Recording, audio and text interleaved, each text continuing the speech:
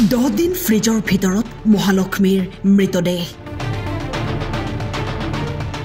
কোনে হত্যা কৰিলে মহালক্ষ্মীক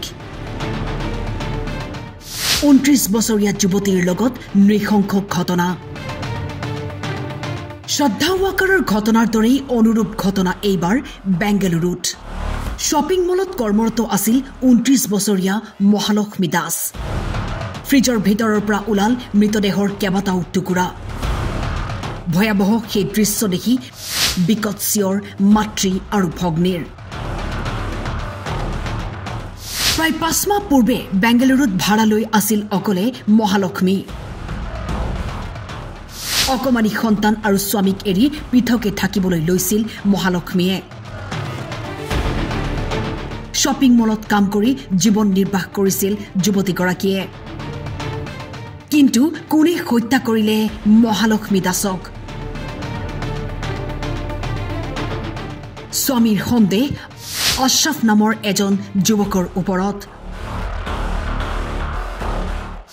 আশৰাফ এজন নাপিত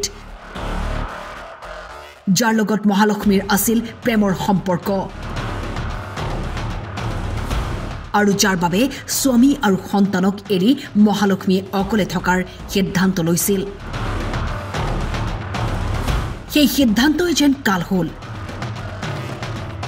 মহালক্ষ্মীয়ে থকা ভাড়াঘৰটোৰ মালিক আৰু স্থানীয় কেইবাদিনো দুৰ্গন্ধ পাই আছিল দিনে দিনে বাঢ়ি গৈ আছিল গোন্ধ মহালক্ষ্মীক কল কৰাৰ চেষ্টা কৰিছিল যদিও ফোন সুইচ অফ আছিল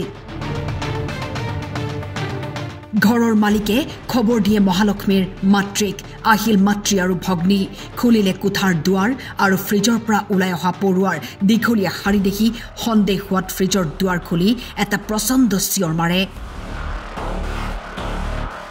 কিয়নো ফ্ৰিজটোৰ ভিতৰত আছিল মহালক্ষ্মীৰ মৃতদেহ সেই দৃশ্য আছিল অবিশ্বাস্য আৰক্ষীয়ে ক্ষিপ্ৰতাৰে চলাইছে তদন্ত মহালক্ষ্মীৰ স্বামীৰ সন্দেহৰ ভিত্তিত মহালক্ষ্মীৰ প্ৰেমিক আশৰাফক ট্ৰেচ কৰা হৈছে পশ্চিম বংগৰ পৰা ওলাই পৰিব প্ৰকৃত সত্য কিয় আশৰাফে হত্যা কৰিলে মহালক্ষ্মীক নিউজ ডেস্ক টাইম 8